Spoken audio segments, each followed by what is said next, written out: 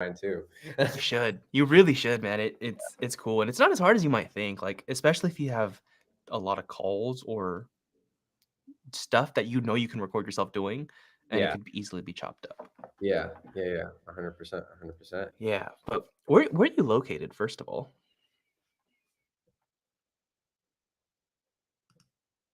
Uh-oh, you froze. Okay, You froze you're on back. my end. All You're right. back. Okay, cool. Am I all good? Yeah, but where are you located, first of all? So, like the DC, Virginia metropolitan area, like the DMV area is what people like to call it. Oh, okay.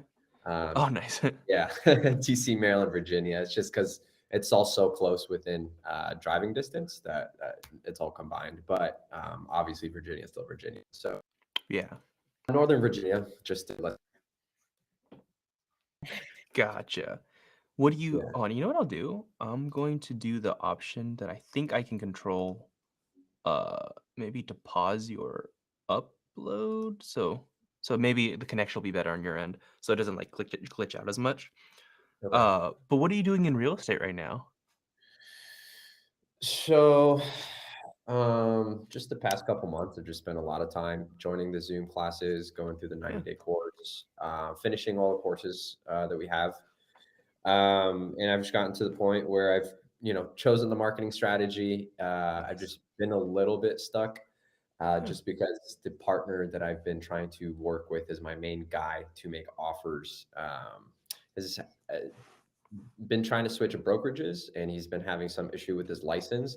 So it's been like 2 months, and they still haven't been able to get him his like MLS logins to be able to do everything. So I've gotten to the point now where I'm hitting up some of my friends that invest, not to the level that I would say I'm trying to invest on, but they have made investments. They have some rental properties. I'm just ask for recommendations for the realtors they work with, and see if they're, if I can establish some sort of relationship where they're willing to make a lot of offers for me. Just because I've kind of found a lot of people that are not really willing to, go that mile. They're really just focused on themselves. They're not Yeah. trying to make a lot of offers every day. Well, to be honest with you, no one's gonna be willing that if you're new. Like, it's really hard to convince one person to make, like, a lot of offers for Yeah, you, and even if you had a super nice template for them, it's like, "Hey, I'll sign the offers." Like, it's yeah, still really hard. yeah. If you it sounds like you want to attack the MLS, like, on Yes, I market. do. I do. So, if Yeah. that's the case, man, don't let the fact that your partner was, like, your main agent, like, hold you back. Like, start making offers today, Mhm. you talking to the listing agents yourself. Like, I promise you, Mhm. you're gonna get so much further ahead.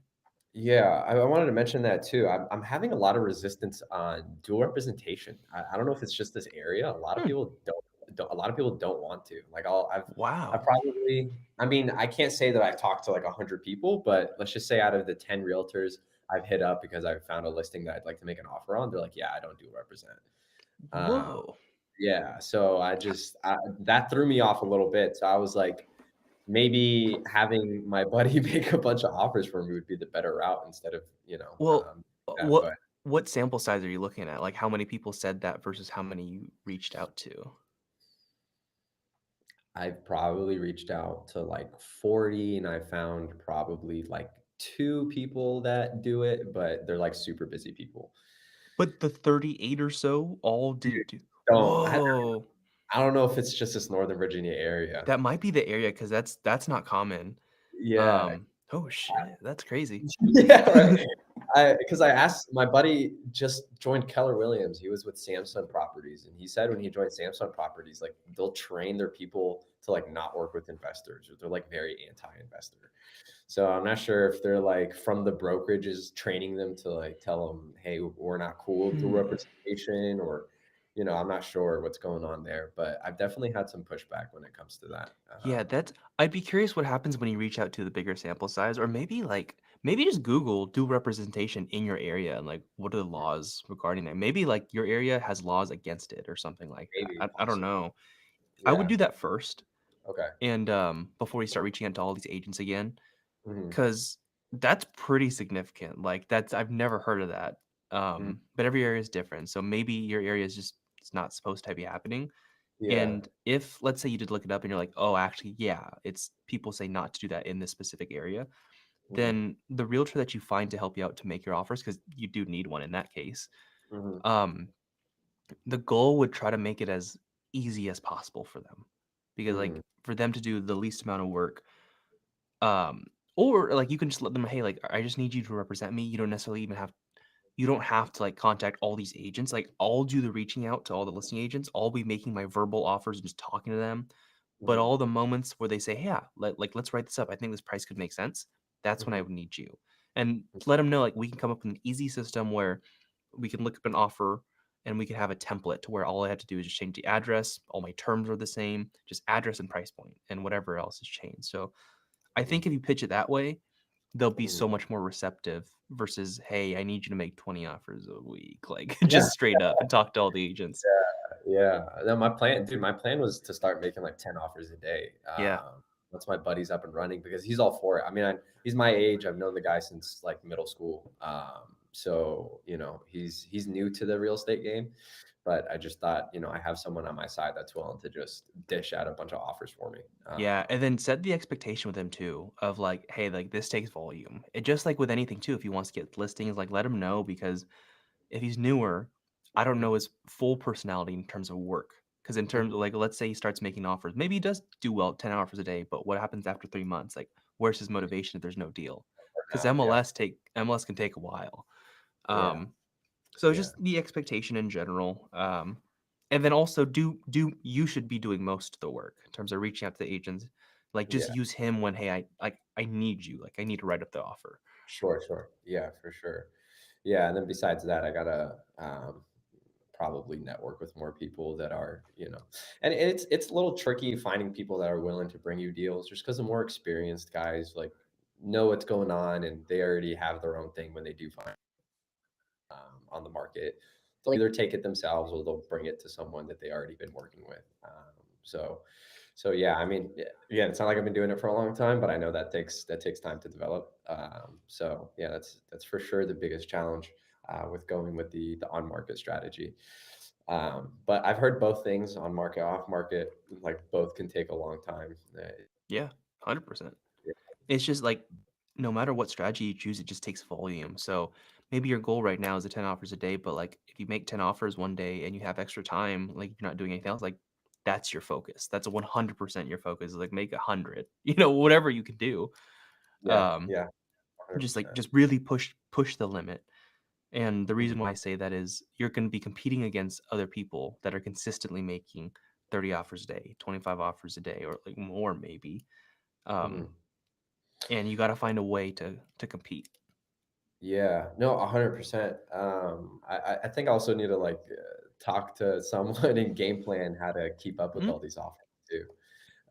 Yeah. Just it's definitely something's gonna get lost if I don't have a system. Yes. So kind of curious, what do you have a CRM set up? No, but I know we have Podio, but I Yeah. haven't taken it to set that up. Okay. Okay, so you haven't have you made a login on it? No, not at all. I haven't Okay. touched it yet. So what I can do for you is the email that we have for this calendar invite, is that the email that you would use to set up Podio? Okay. Yeah, So yeah. I'm gonna share that with you, man. I made a blank workspace on Podio so that anyone can just clone it easily to their workspace. It's a basic one made for wholesaling. And if I didn't share it with you so you can clone it, it would take a while to like make your own because it's hard and it's kind of annoying. So let me pull your email and let me So take care of this right now. Go ahead. no, you're okay. You froze for a second, but something popped up. It says browser ran out of storage. Recording has stopped. Oh, you're good, man. It's the Uh, thing that I care. I'm just using this so that we can be live on YouTube. So like it's okay if okay, this doesn't upload good. I gotcha. Um, Yeah, but but okay, go ahead. that's no. You said something about it being wholesale focused. Yeah, wholesale and flipping. It's mainly for being able to Yeah. use leads with it. So I sent that to you, and I'm gonna text you right now. I Okay. made a video on how to clone it so that you're not confused. So I'm gonna text Okay. that to you, and then if you just do that, then you're good to go. Yeah. And the basic idea is there's actually a tab I made in there for MLS prospects specifically. So Okay. all you got to do is when you talk to a listing agent, like this is the system that would be easy. There's Mm, different actually ways to get deals on the MLS. You can either email them letter of intents mhm, or their offers right away and just respond to the ones who actually respond to you, or you can just okay. call all of them and build a relationship, make offers. Whichever way doesn't matter. Just do it. But Yeah. let's say you're talking to an agent and they say, "Yeah, like actually, let's do this. I think there's a chance." Doesn't even have to be like, "Yeah, we're gonna accept this," because it's rarely gonna happen. If there's you get that sense that there's a chance that it could be a deal, even if it's not right now, like Mhm, maybe you're not too far off on price, but there's like 30 other investors and they're like, "Hey, there's mhm. much better offers." Still put it into your system, into your MLS prospects tab, and you treat it like a lead. So, have you used a CRM before? Yeah, not for personal stuff like this, but for previous, just employment history, I Okay, have. that's cool. I have a long history in sales, so yeah, I'm familiar with using CRM. Sweet. I mean, it's then you get it. It's like the same thing. So when you get that prospect to come in, you input it and you say, "Hey, I'm gonna call them back in a month or wherever, whenever." Call the Yeah. realtor in a month. Say, "Hey, how are things going? Still interested? I saw it went pending. Congrats." And you Mhm, just keep calling even though it's pending, and then you just keep doing that until someone finally will um, check back with you and say, "Hey, you've been calling for like a while. We had a couple buyers back out. Are you still mhm, interested?" That's how mhm, you get deals on the MLS. It's either a long game or mhm. you get it fast. Like there's rarely an in between. Yeah. So it's either a ton of follow up, which is most of them, or it's like, "Hey, I think this one's close." And they're like, "Hey, lad, we'll write this up tomorrow." And it's like, "Hey, look, I know how this goes. If I don't write it up right now, it's gonna be gone Mhm, tomorrow. So like, are you able to help me write it up, or maybe my realtor can write it up?" So it's one or mhm, the other. mhm, Um, but yeah, I think if you just do those things and you stick with the follow ups, you're gonna be good to mhm, go. But that's the hard part, is doing the mhm, outreach and the follow up. mhm. Yeah.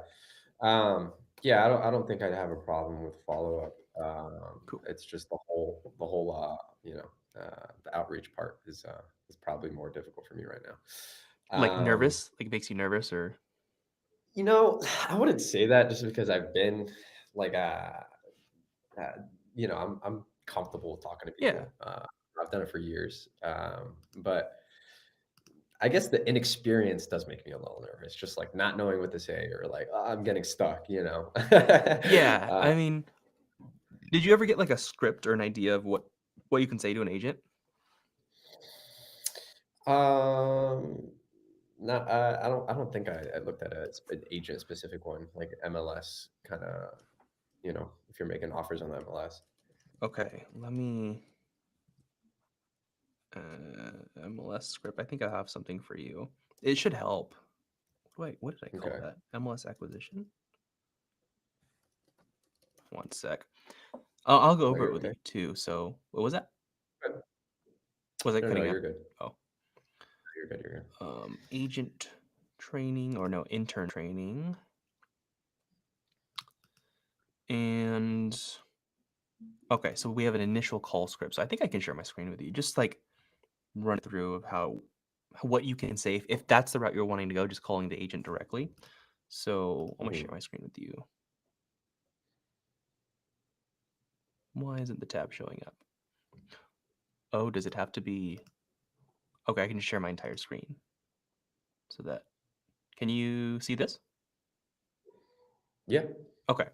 So basically, it's like, hey, hi John, my name is Justin, and you, well, you can say I'm the investor or I'm the buyer because this is made for my interns before. So you can say, hey, I actually wanted to make an offer on this property. You mind if I just ask a couple questions before I make an offer?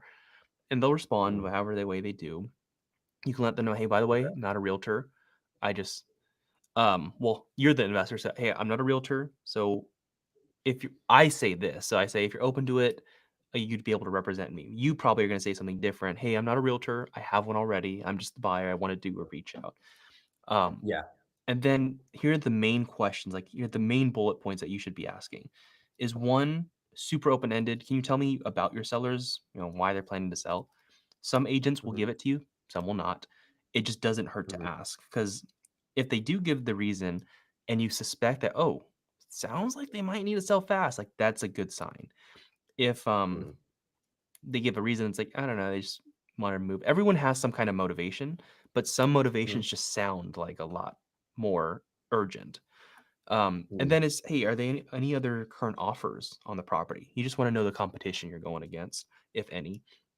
And then number three, is there anything that's not in the listing photos that could affect the value of the home?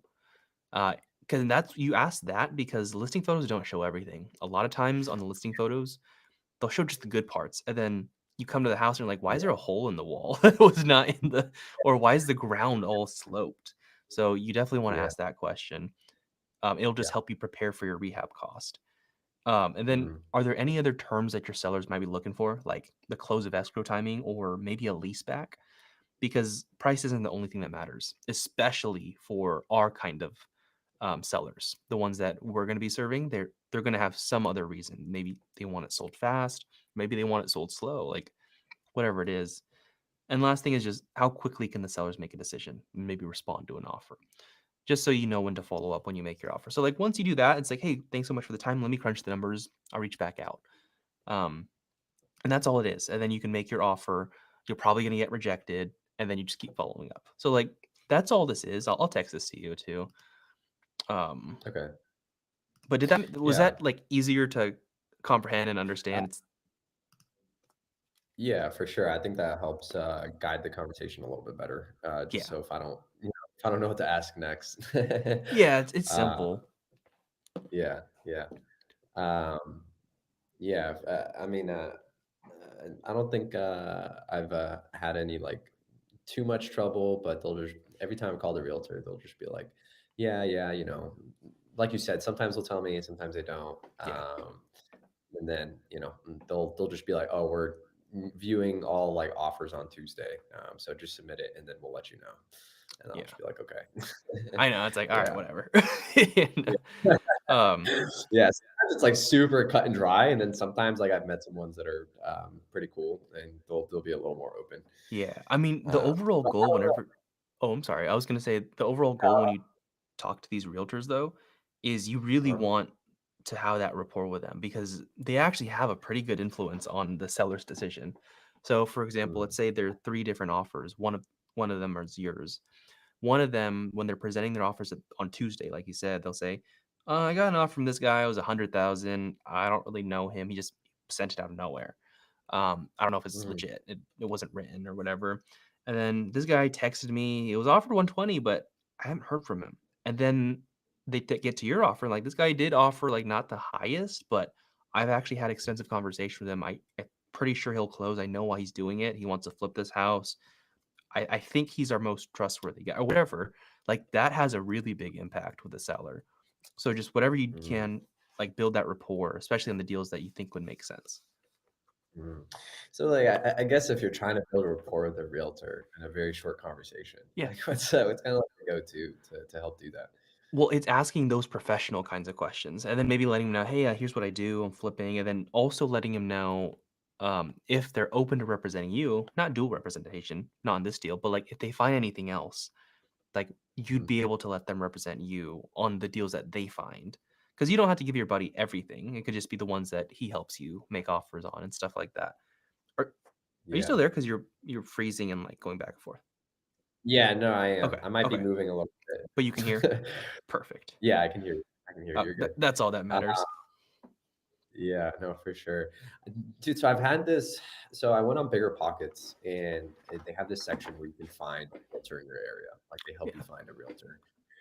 So I did that, and they connected me with this one guy, who he's pretty cool, a good realtor, but I feel like he gave me some I don't know. The advice was I didn't really like the advice he was giving me when I asked him questions.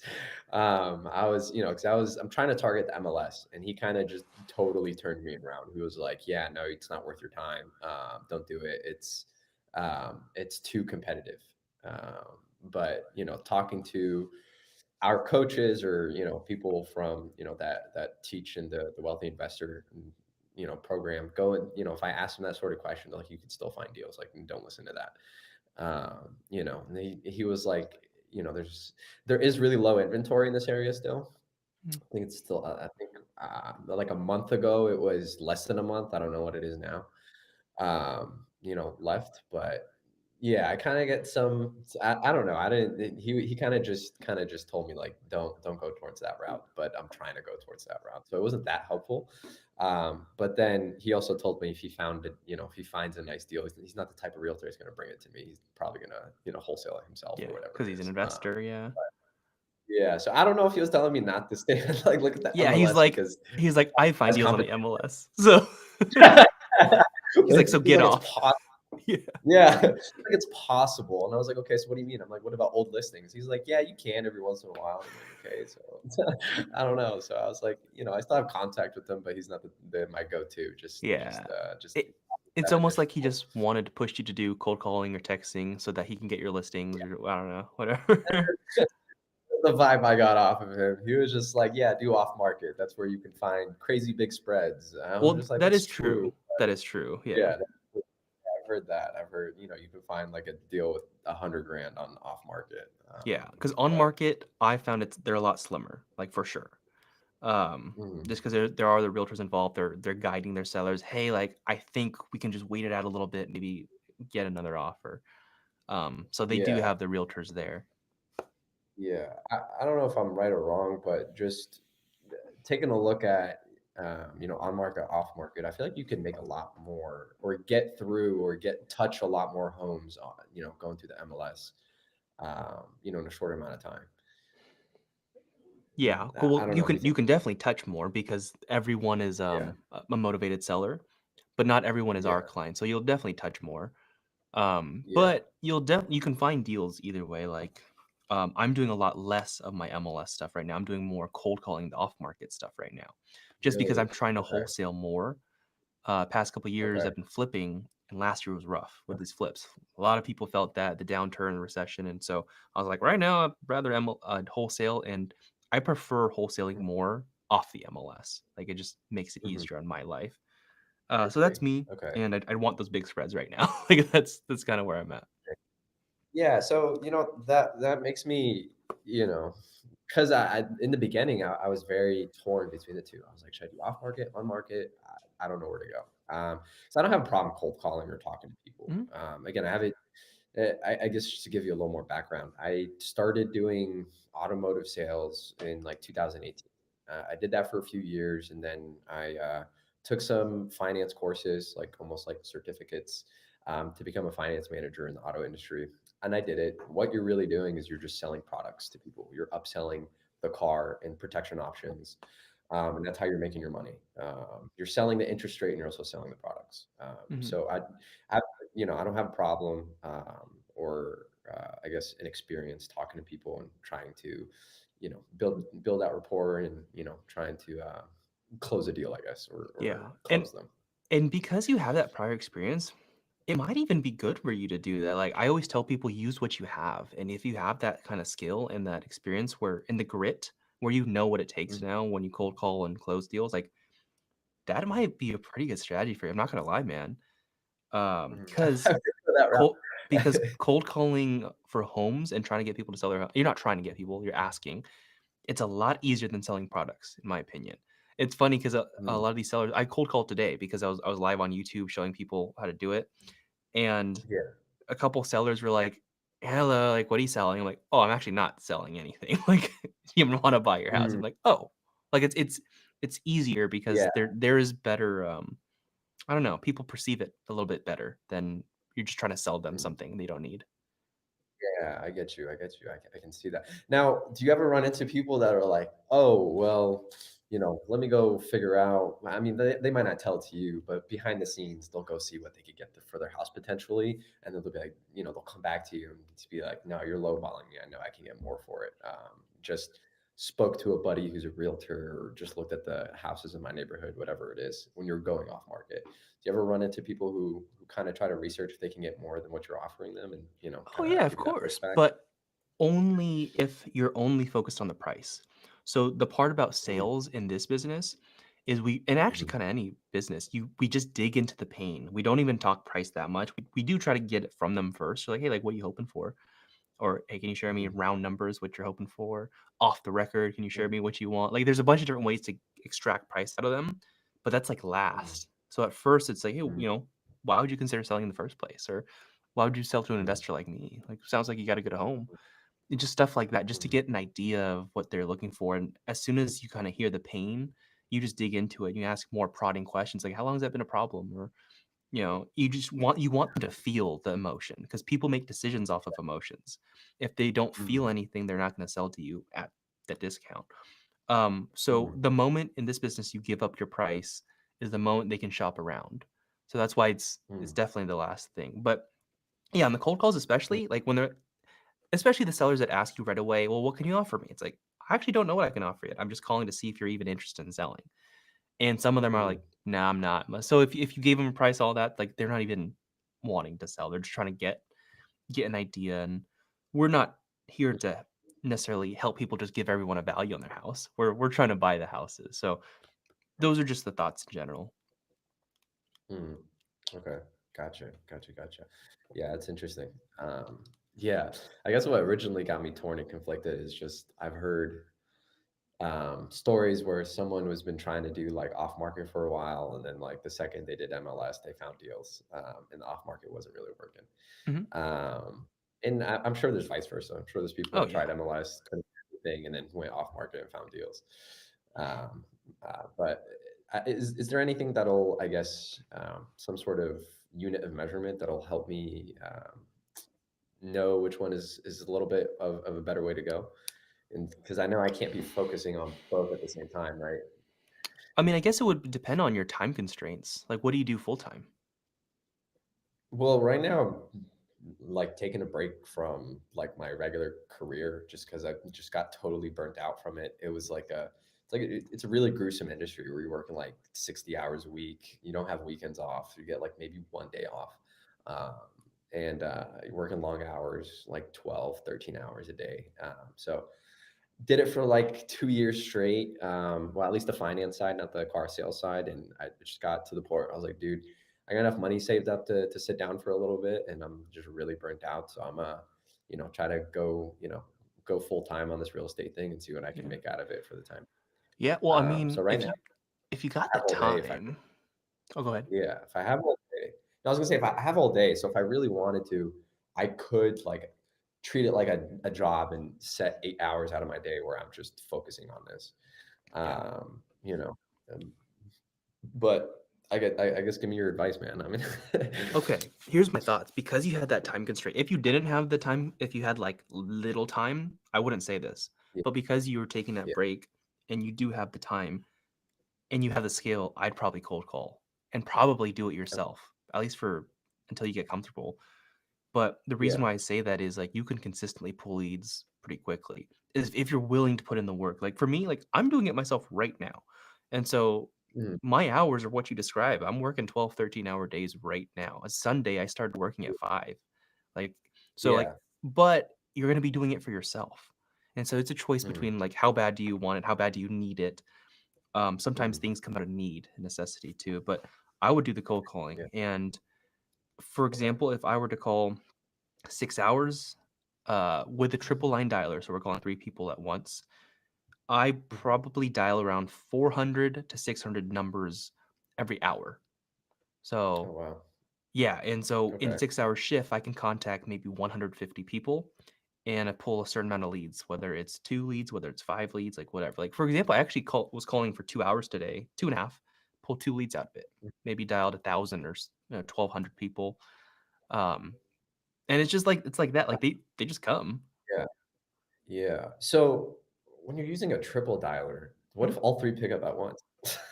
Oh, so you didn't use a triple dial okay, you're gonna love this. Yeah, if all Yeah. 3 pick up at once, it goes to the first person that picked up, and that's who you talk to. The other 2, I think it just goes blank on them, and they're abandoned calls, and the dialer will just call it again later. But, dude, if you Mm. when you were cold calling before, did you use a cell phone, or did you, like, have a dialer? Like at my when I was doing like car sales? Yeah, yeah. Yeah, so pretty much so this is how it would work. We'd have a CRM, and obviously the dealership would have, marketed websites like Car Gurus and stuff where you list your cars. And someone would type in, "I'm interested in this car," that'll come in as a lead, and then they'll send that lead to a salesperson. It'll have the customer's information, the car they're interested in, and then you just pick up your cell phone, you would Mhm. just call them. and you can so like your phone is like connected to the CRM, so you'll hit Yeah. dial, it'll ring on your phone, but it'll record the call on the CRM, and you can leave your notes in the CRM, right? Oh, dude, you're And gonna then like if this better. yeah, so it was very like every single part. So if I had like 80 leads in my calendar that I've contacted this month and I'm following up with and they're not closed, I would literally go through every single little one. And then if they picked up, they didn't pick up, leave a message, and go to the next one. Okay. Yeah. Okay. Here's what I want you to do then, man. I think you can get after it if it's something that you want. Do you Yeah. think this you think you can do this? The cold calling? Yeah. For sure. I mean, Okay. I'm a little bit rusty, but it's okay. Yeah, it's all good. It's all good. Yeah. But here's what I want you to do. One, before you start cold calling or anything, you got to set the CRM up. So get the Podio thing that I sent you. Luckily, like it's just a Mm, couple clicks and you're good and it'll set up. You just gotta make the account. And then make the account with the mm, email that I shared it to so it actually connects. So Podio, okay. that CRM, just so you have something, maybe familiarize with Mhm, with it. And then you need a couple mhm, other things. You need a data provider, something to skip trace to get the phone numbers out of the address from the data provider, and you need a mhm. dialer.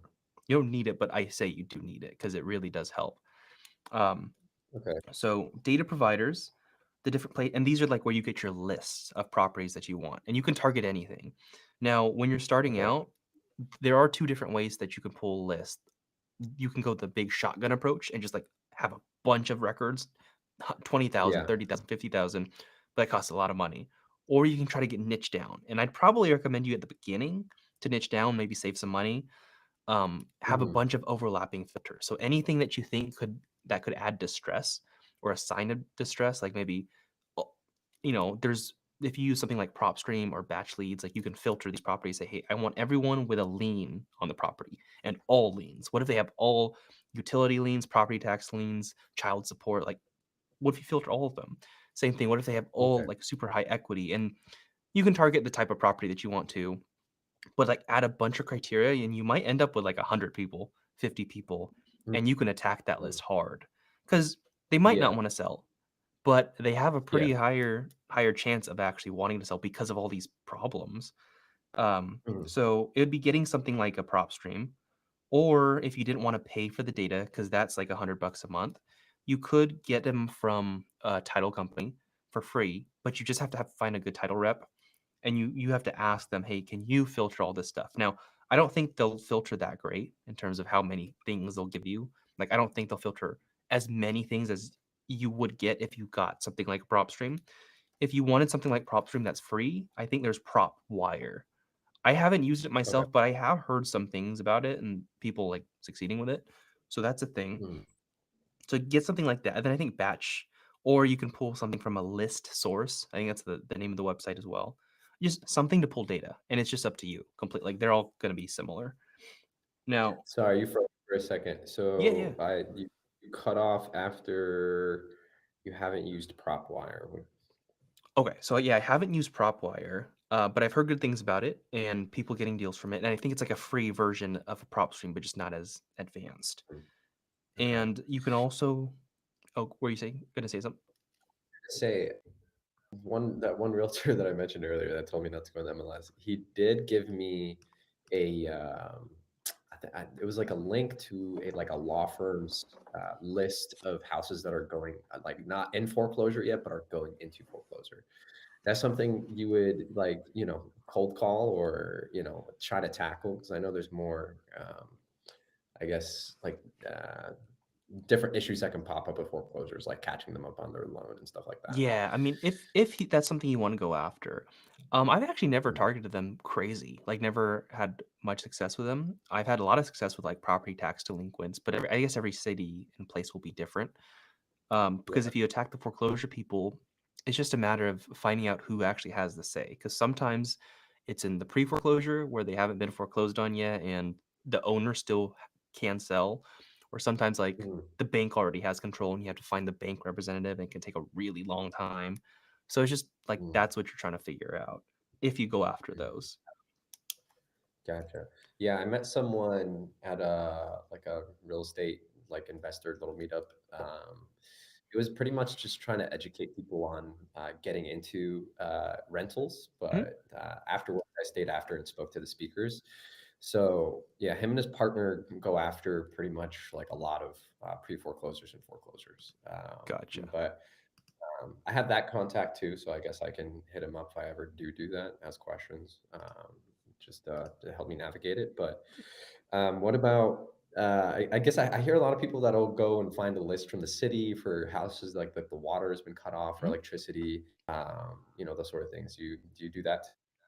Yeah, I did when I was starting out. So I would go straight to like the city where they would handle all that information, and it's going to be titled something different in every city. You can just go to your county where they have all the records and stuff, and just ask, "Hey, where's this department where might pull this information for property taxes or something?" And you can ask, like, "Hey, can Mhm, you give me a list of all the people like the properties that have been delinquent, maybe the 5-year delinquent list, 3-year delinquent list?" And that's mhm, different for every city too, like how they name it. mhm, Um, or ask for like a list of utility liens, but often they often don't have it in like nicely put, and you have to like organize it yourself, and it's like a lot of work. But mhm. it'll be good information. It's like straight from them. Yeah, for Um, sure. it's just a choice whether you want it easier or you're willing to put in the work and get a more niche list that other people won't have. Yeah. I guess my question would be if I'm gonna do this, like, what would you recommend the niche to be just so I'm not, grinding my gears and burning my tires out? Well, the cool thing is, man, it's all going to work.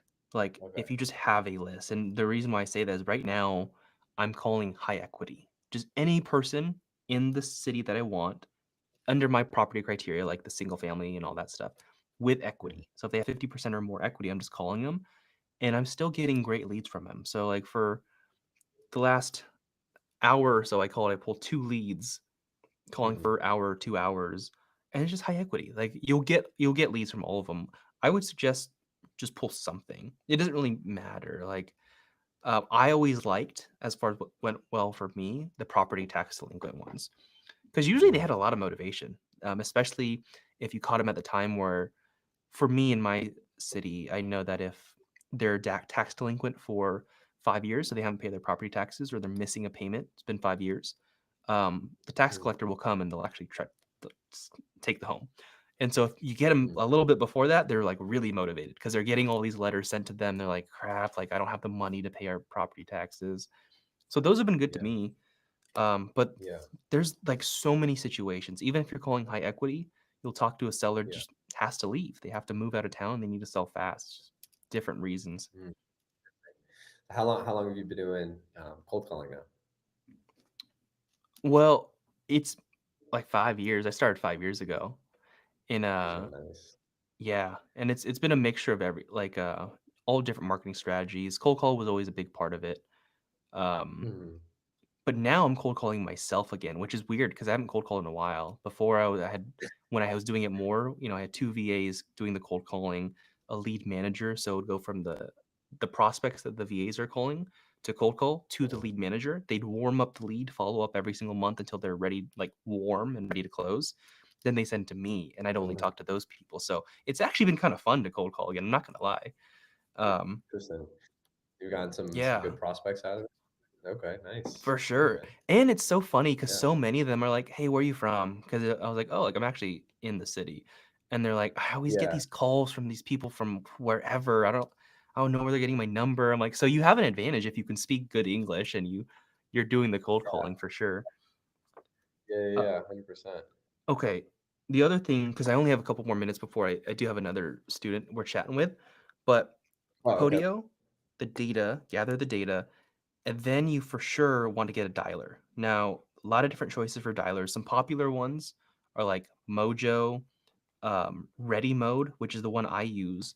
I love Ready Mode right now. It took a while to learn because it's not user friendly, not beginner friendly to learn. You have to go through like their tutorials and their videos.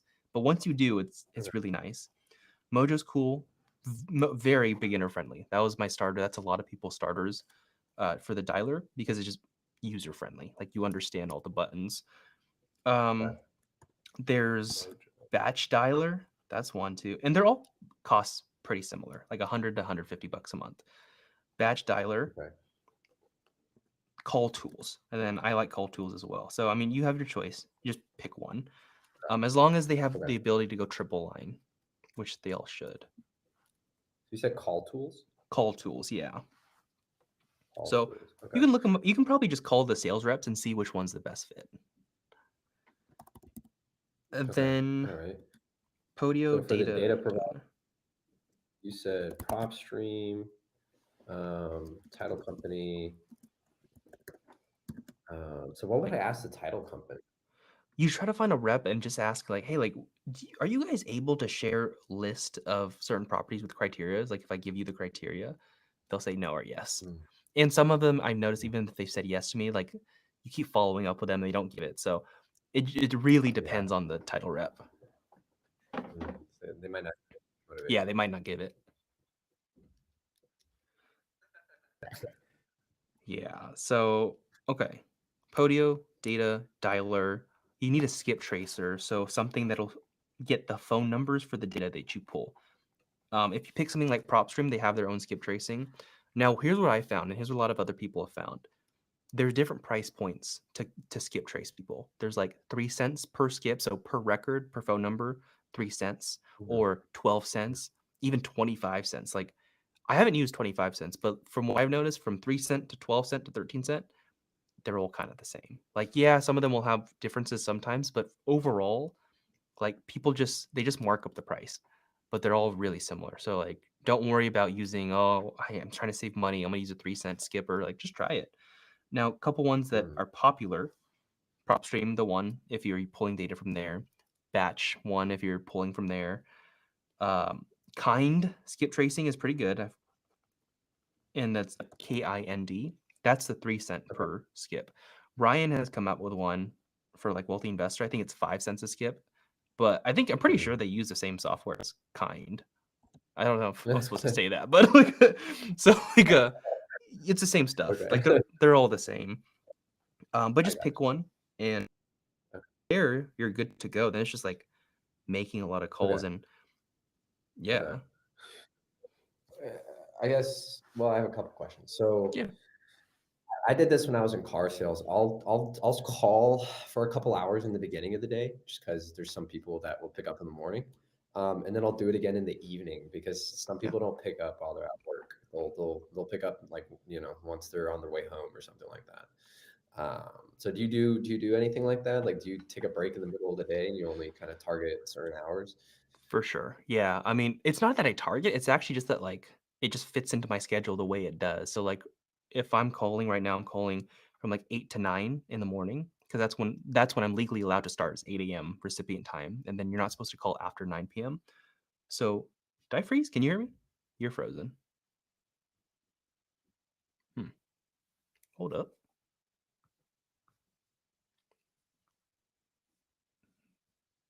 I don't know why you're frozen. I'm hoping you can hear me, but I can't hear you. So before I say everything, I want to make sure you can hear. I wonder if there's anything I can do to make it better.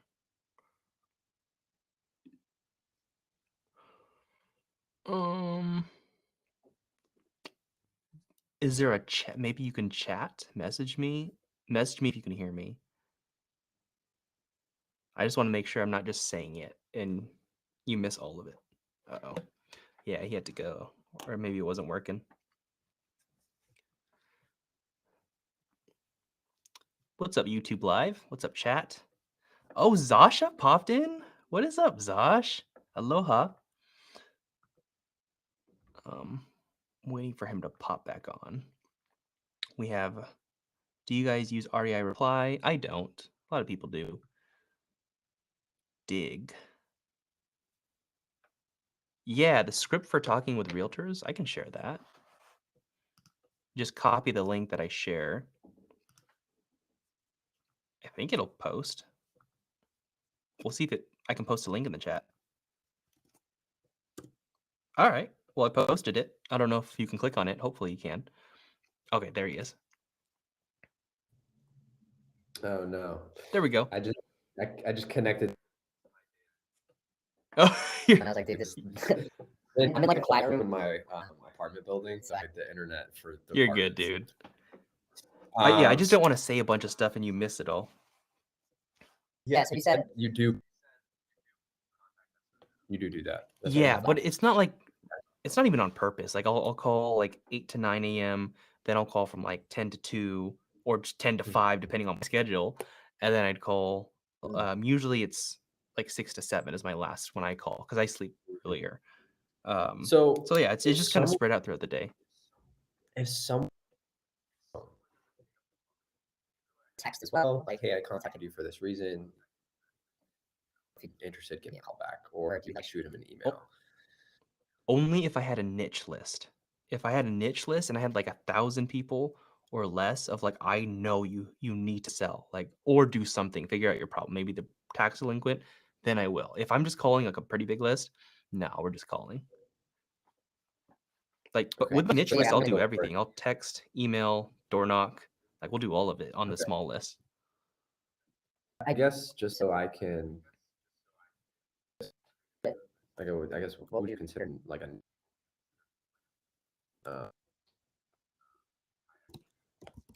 Yeah, pull high equity is always good, simple. You can pull like would any you kind of say liens, okay. property tax liens. Definitely filter your kind of property type and criteria. Just like Mhm, bedroom, bathroom count, square footage that you like. mhm, You can do vacant if you just want to target tired landlords. It really just depends on what you're looking for too. mm, Um, okay. some of them will have So, foreclosures even on there, probates. would you say, like, certain I guess it totally depends on the area, on what's a better, room, bathroom, square footage to target. Yes. Yes. Um, I mean, I would say just from living here my whole life, this is a very, very family-oriented, kinda city. So people just are just here for, DC tech business, and it's like the rest of the city is pretty much just families and suburbs and stuff. So I'm going to assume at least 3 bedroom, 2 bathroom, just from Yeah. knowing that. But Yeah, I'm that's not, I'm not good. Like use your local knowledge of like if you think that you like those best, like target it. Cuz yeah, you don't wanna be coming across properties where you're like, "Oh, I got the lead, but do I even want it?" Like, you don't want that. You wanna be sure. And no, you were laughing, but it happened to me a lot. Like, I was yeah, targeting all things that I actually didn't like, and I get the lead, yeah, I'm like, "Dude, I don't even wanna buy this." And I just sent it to, yeah. like, a realtor or something. I was like, "That was a waste of money of my marketing." Yeah, for sure. Okay, cool. So the another question I had is how much would you say to like get started with all this? How much it would cost? Would that be like $500? No, probably well, maybe for the data, like Podio, free until you start adding employees. The data, like PropStream, it's like 97 bucks a month. A Mhm, dialer, you're probably gonna pay 150 bucks a month, maybe more if you pay for list scrubbing and stuff like that. And then mhm, skip tracing just depends on how much data you pull. Like if you pull mm, 1,000 records versus 10,000, there's a difference. Um, mm. but yeah, it will cost money, but if you're doing the work, it's not as crazy. Like it's gonna be pretty manageable kind of money. Yeah. I mean, I feel like out of 1,000, you know, pulls of different properties of niche properties, I feel like I could find something out You'll of find that. something for sure. Yeah. But nah, Yeah. I'm excited for you. But actually, dude, I have another student. If you Okay. what I want you to do is like take action, all that stuff. And if you have more questions, like, hey, what do I do next? We'll set up another one of Yeah. these. Okay. But Cool. I, Good. I'm excited Appreciate it, for man. you, man. Yeah, no, thank you. I'm excited too. Yeah. Yeah, I was really stuck on the MLS part, waiting for my partner. Didn't really, couldn't, kind of kept going in circles. But I'm gonna try the off market, see if I can get farther. Yeah. Use your skill set for sure. Cool, awesome. All right. Appreciate it, man. See you, Have a good man. one.